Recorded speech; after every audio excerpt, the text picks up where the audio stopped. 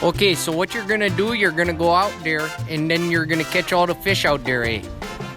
Well, guys, time for another fishing report. Last week was a little chilly. Definitely the lake has cooled down quite a bit. The bulk of the lake is around 62 to 65 degrees. We did have a lot of rain last week, but overall the lake is really not in bad shape, as you can see in this aerial photo.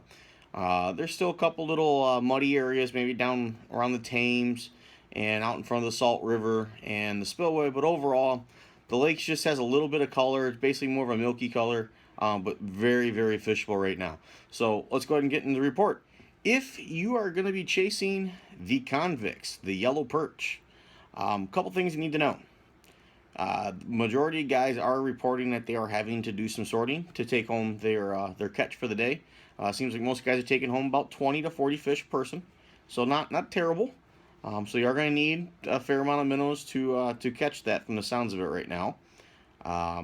Couple areas that guys have been focusing on between the Strawberry Island area and the middle channel, kind of in that break of 8 to 10 feet of water. They've been picking up quite a few perch there. It has a few off days occasionally, but it's usually on for 4 to 5 days, and then it kind of has a couple funky days. They are still catching some fish out on the shipping channel, 30 and 27 can, St. Clair Light, and down into the dumping grounds. Since you're heading down that way, you can also go out in front of Grosse Pointe Yacht Club and just a little south there and find them. We've also gotten some reports around 10, 11 mile in that 8 to 12 foot of water. Some guys have located some schools in that area. Some fish have started to work their way into the L'Anse Creuse Bay area, or Geno's as a lot of guys call it. So they are starting to pick up a few fish there too. And when I got to go out and do a little prospecting, check on the water conditions earlier this week, I did locate some perch in some of the canals. And almost every fish we caught in the canals were right around the 8-inch size.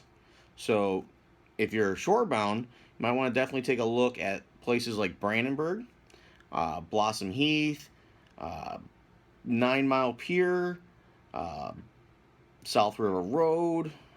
Those might be some good areas to check. Any of the public access areas that have near shore deeper water might be a good place to check out right now. For you walleye guys, we actually got something kind of interesting starting up right now. Last week, when a lot of the bass guys that were in town for the college tournament, they kind of got blew off the lake a couple days, and they decided to go back into the canal systems and start flipping and pitching the docks. And a few of them actually bumped into some walleye. And a few days later, we got a few other reports of some near-shore action, some guys that are out anchored in some historical areas that have been casting, and they're actually starting to pick some up. So if you're shorebound and you want to get some walleye, now might be the time to start going out after work into the early evening, from 7 to about 9, 10 o'clock at night. Go out and try casting off the Point of Metro, Brandenburg, South River Road, Blossom Heath tends to get some as well. And if you know of any other near shore areas, if you're in a boat or from shore that you don't want guys to know, but they go in there, you might want to start giving those areas a try. Try casting bombers for those guys. The bass guys were catching them on tubes and spinnerbaits, so they're obviously feeding pretty heavy when they're in there.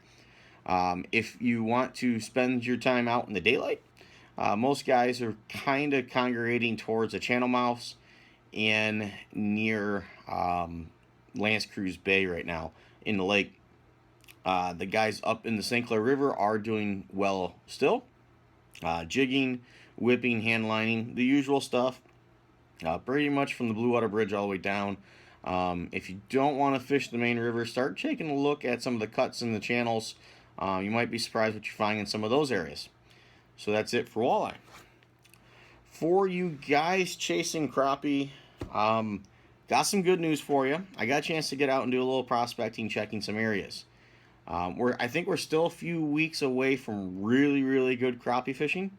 But if you want to get out and enjoy this beautiful fall weather this weekend, and you want crappie, if you spend some time, move around quite a bit until you locate them, you should have a fair day actually getting them.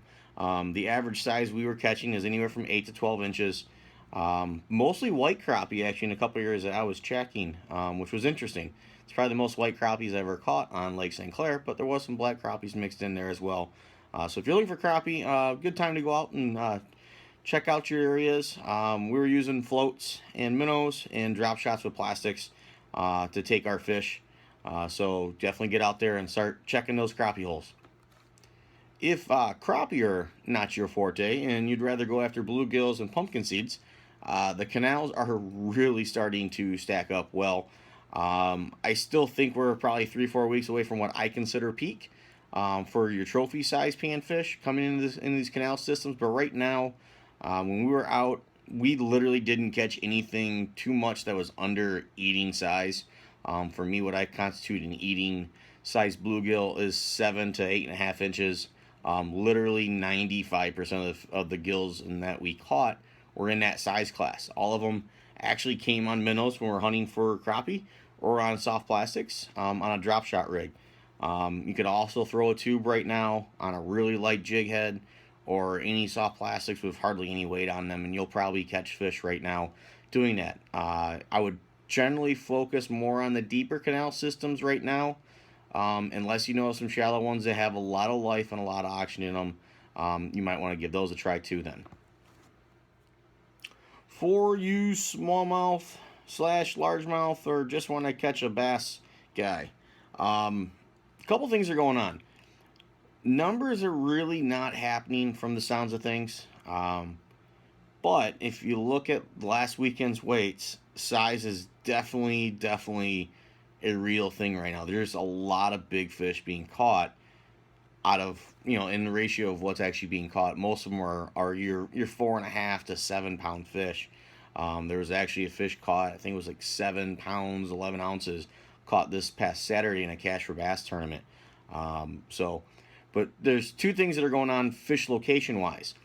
Some of these fish are still hunkered down in deep water, and then there's other ones that have come up onto those edges of those spring areas, right? The first kind of post spawn areas where fish start to slide out of the spawning areas.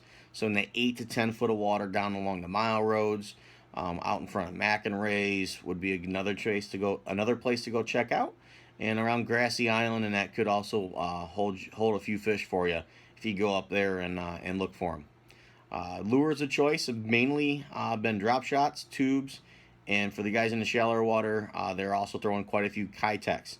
The most popular color we've been selling the last 5-6 days has been a lot of the white colors.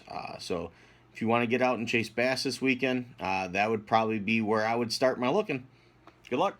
For you guys chasing muskie, water temps have definitely come down, so fishing has started to improve again for the guys casting.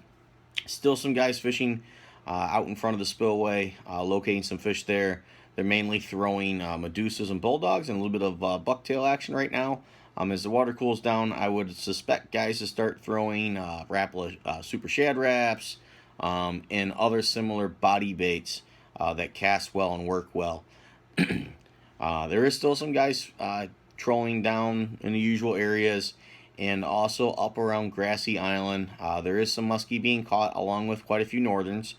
So if you're not really too picky on what you're catching, as long as it has teeth, that might be a good area for you to go. You could go up there and troll, the shad wraps around you, kind of locate some areas, then come back and cast them. So if you're looking for muskie and northern pike, that's kind of what's going on. As it gets colder, that bite should get better and better, and we should start hearing some reports of the upper Detroit River starting to get good again as well. Thanks for listening. Make sure you like and subscribe and share. It helps the channel, it helps me, it helps everyone who likes to catch fish.